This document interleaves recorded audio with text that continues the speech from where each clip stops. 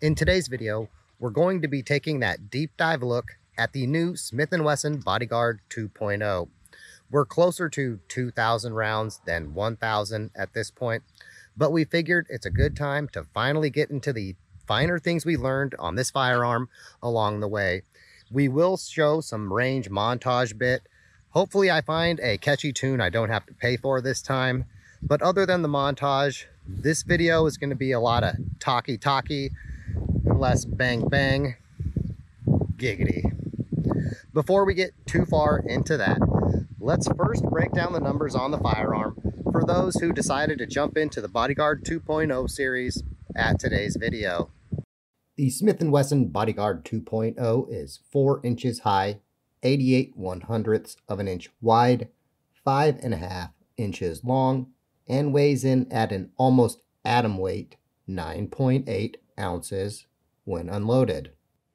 If you haven't held the Bodyguard 2.0 yet and you're curious on those numbers against something you might be more familiar with, for the Ruger LCP Max, for example, its biggest competition, the height is 4.12 inches, height 0.924 inches, length 5.17 inches, and it weighs in at a very light 10.6 ounces when unloaded. If you're like me and you have trouble keeping track of those numbers in rapid fire succession, let's put them up on a page side by side so you can see them. As you can see here, the Bodyguard is shorter, narrower, lighter, a little bit longer. Some other notable differences here is the 2 3/4 inch barrel compared to 2 8/10 inch alloy steel versus stainless steel barrels, striker fired versus internal hammer fired, and of course the different trigger style. Let's get back to our 1,000 round review. I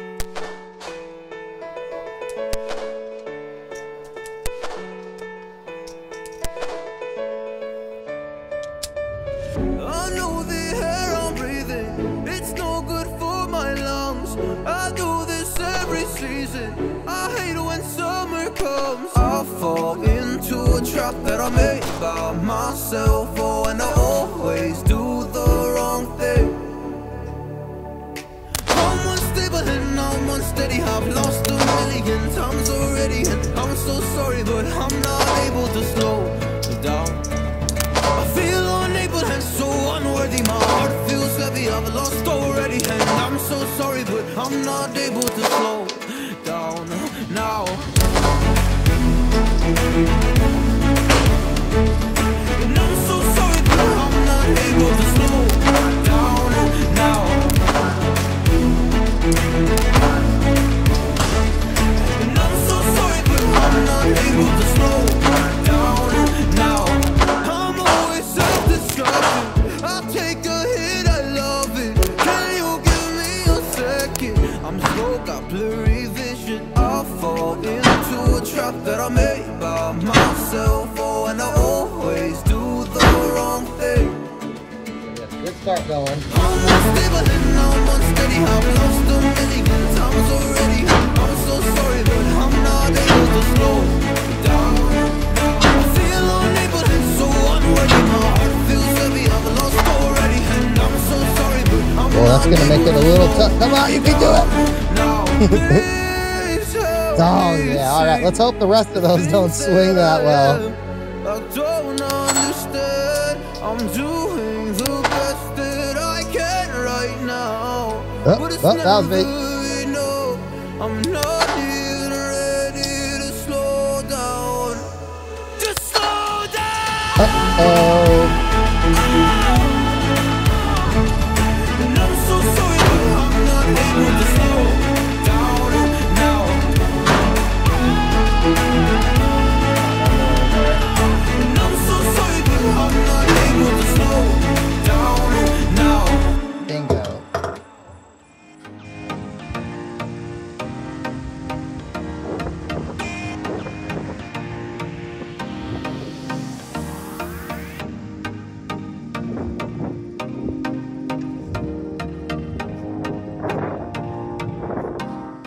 Now that we have the numbers out the way, in an effort to keep the talking points more focused, in today's video, we're going to borrow that ranking Mac from our slowly growing 380 ranking series and briefly touch on each of the 12 ranking squares.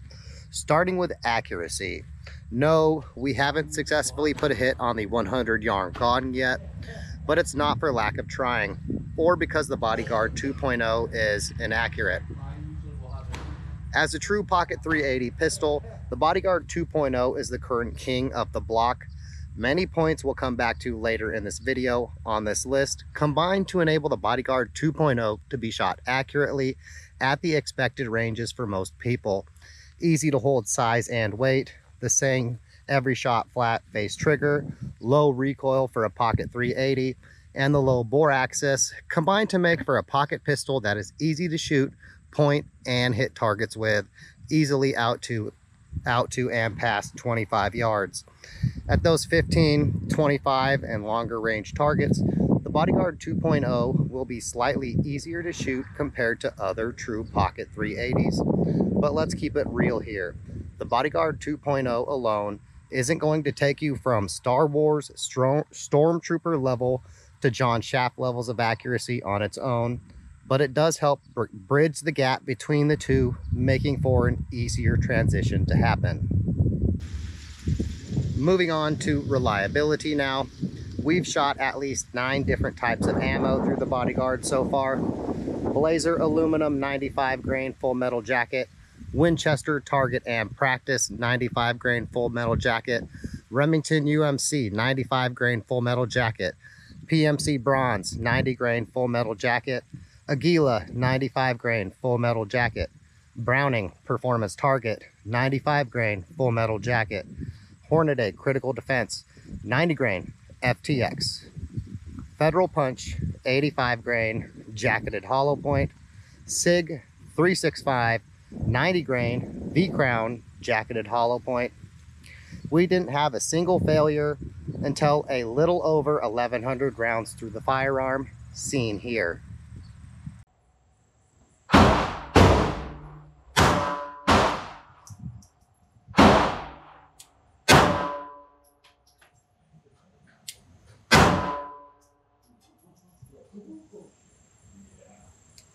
Yep, that's me.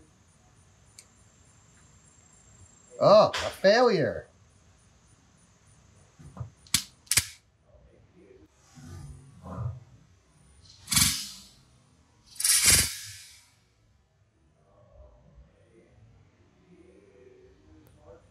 That's our first failure.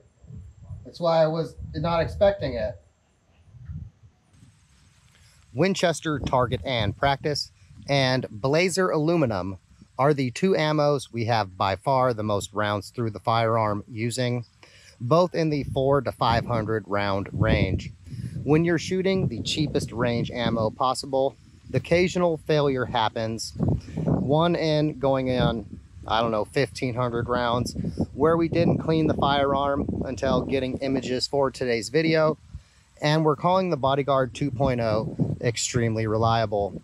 We've certainly shot other 380s as of late that are nowhere near as reliable and are quite a bit more expensive. But let's not spoil the value square too soon. Speaking of squares, let's move on to recoil now. Recoil, or a lack of expected recoil, is a big, almost black magic feeling feature of the Bodyguard 2.0. If you saw our recent ranking video, you probably noticed we had the Bodyguard 2.0 ranked higher than many larger 380s. The Bodyguard 2.0 does have a quite stout recoil spring. That spring, combined with the low bore axis and the grip that allows most shooters to get a full hand grip, and you end up with a package where you say, why didn't someone do this years ago after your first magazine through the firearm? Some people will say the Bodyguard has 22 level of recoil, and I think those people maybe still have new gun euphoria going on, but the Bodyguard 2.0 has certainly reset the expectations of how a pocket 380 should shoot in the hand. And speaking of 22 long rifle, I do think it would be awesome if Smith & Wesson released a Bodyguard 2.0 22 long rifle easy rack edition, say this next spring. Let us know in the comments how you feel about something like a 22 long rifle version of the Bodyguard 2.0. Before we get too much deeper into the daydreams, let's move into concealment now. The Bodyguard 2.0 might not be quite as concealable as the single stack true pocket 380s, but a little bit of size needed to move up to the double stack magazine, plus the other advantages that allowed for, enable the Bodyguard 2.0 to still be extremely concealable while having a better than expected capacity in a center fire firearm of its size. This is a good spot to talk about holsters. We're not going to talk about drawing techniques or pocket draws or the like, but this DeSantis holster I use for my LCP Max works okay for the Bodyguard 2.0. I'm not the biggest fan of it, and it leaves a tiny gap that I feel like pocket lint following Murphy's Law will burrow into. I plan on updating my holster in the near future to something in this same size profile, but with slightly more trigger guard coverage. I've walked many miles now with a Bodyguard 2.0 in this pocket holster without issue. 0.8 of an ounce doesn't sound like much, but in terms of firearms and gym shorts walking along at Corgi speeds, and that weight difference is very noticeable to me, and the difference appreciated. One area that enables the Bodyguard to carry well in a pocket besides the lighter weight is it is also very thin. This is a good spot to segue to the grip. The grip of the Bodyguard 2.0 I think is a double-edged sword, necessary for the micro compact nature of the firearm, but it is also so thin that it is at a size many people will struggle to find a natural grip that allows for them a straight trigger pull. This is why you see many groups a little to the left from just about everyone. I suspect in the near future we'll see something like a Hogue grip sleeve to add a little extra to the grip to the Bodyguard. I'm of the mindset, however, as far as pockets go, adding a Hogue grip to a firearm puts them outside pocketability range, but that's just me. Plenty of people add those grips to firearms today and pocket them well. Moving on to the sights. The stock sights, like with all firearms, are a feature you either love or hate. In a bit of a pickle trying to find the right combination of sights on a pocket pistol with a very short sight radius, and Smith & Wesson settled on a combination that mostly works, in my opinion. The smaller dot on the front sight can help shooters shoot more precise groups, but that potential advantage is somewhat blunted by the loose void nature of the rear sight. The front sight doesn't slot in nicely in the rear. What I find this makes for is a combination where I can see the sight well, get on target quick, and put accurate follow-it shots on target. But in the situation where I'm in a slow fire, maximum fire accuracy target practice situation, the loosey-goosey nature of the rear sight makes those pinpoint maximum effort shots a little more challenging compared to other sights. None of the true pocket 380s have very good sights, in my opinion, but I think the Bodyguard 2.0 might have the best sights of that bunch yet. One area where we see advances in time and shifts in technology is the trigger on the Bodyguard 2.0. The original Bodyguard was internal hammer fired with a double action only trigger. Many shooters struggle with a double action only trigger, especially in a pocket 380 with wicked recoil. Enter the Bodyguard 2.0 with its change to striker fired action. The change to striker fire allowed Smith & Wesson to change the trigger to a more flat face trigger with a trigger pull in the 4 to 5 pound neighborhood. That's a significant upgrade over what was a previously long, heavy double action only trigger. And another area where we see those time and technology advances is capacity. With a 10+1, 12+1 capacity, the Bodyguard 2.0 lands on an ever-growing micro-compact double-stack world. It's time we come back down to earth and get back to reality and talk about cleaning. Usually does the trick for that. Lame. Look at this, what I randomly found on the ground while filming. I think it's an earring.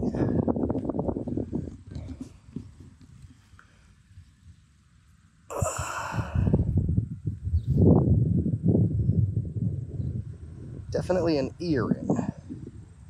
Probably from when somebody was watching the fireworks on the 4th of July would be my guess. In a moment that might be the only potential blemish on the breastplate of the Bodyguard 2.0, of course it has to be cleaning. The toolless tank down of the Bodyguard make it an easy firearm to clean, so what gives? Similar to the Glocks and some other firearms, to field strip the Bodyguard 2.0 you need to pull the trigger. This is an easy one to buff out with proper care, so let's move on. When we talk about the cosmetic square, we're not talking about how appealing you or I find the firearm to our eye. What we're referring to here is the different finish and color options available from the manufacturer. Some people think firearms should only be a certain color, while others want to customize things like they're in Far Cry Real Life Edition. Far be it from me to tell someone what color their firearm should be. So as far as the Bodyguard 2.0 is concerned, as of the day of this video, the only finish or color variant I see is the black finish model. Maybe in the future, Smith & Wesson will do a Performance Center edition with some different barrel colors or accent cuts. That seems to be in their wheelhouse if something starts to sell well. We are approaching the end of today's episode of 380 Squares. In true made-for-TV drama, before the final square of the Bodyguard 2.0 again sees another challenge to its otherwise perfect resume. If there's one thing the Bodyguard 2.0 is not, it's easy rack. Rackable for those with able hands. Add a little oil or arthritis, and the Bodyguard 2.0 quickly moves into the realm of very challenging to operate. The aggressive slide serrations only do so much. If you are someone who has hand strength or mobility concerns, I'd recommend making sure you're comfortable with articulating the slide and loading the magazines first. See if the store will let you test with snap caps, 10 or 12 of them. A fully loaded magazine can affect how difficult it is to manipulate the slide. Moving on. We have saved the best square for last in today's video, and it's an important one: value. Found in the high 300s to mid 400s, in my opinion, the Bodyguard 2.0 is an excellent value. It has an excellent combination of features, advances in technology, capacity, and performance at that price range. Accurate, reliable, concealable, low recoil. Smith & Wesson might have a legitimate claim to the belt for best things than sliced bread. Sliced bread is pretty good, so it's hard to believe it took so long to get this far. That seems like the perfect spot to end today's video. Did the 12 area breakdown graphic from our ranking video work for you in today's 1000 review video? Let us know in the comments. And how do you think the Bodyguard 2.0 does across all those areas? If you enjoyed the video today, like the video, share it with your friends and family. Sharing the video really helps the channel greatly. If you didn't enjoy today's video, let us know why in the comments, or sleep tonight knowing Fred is judging you. If you're a cat person, Fred is also judging you. Cat person or dog person, either way, I appreciate you getting this far. Thanks for watching, and as always, have a good day.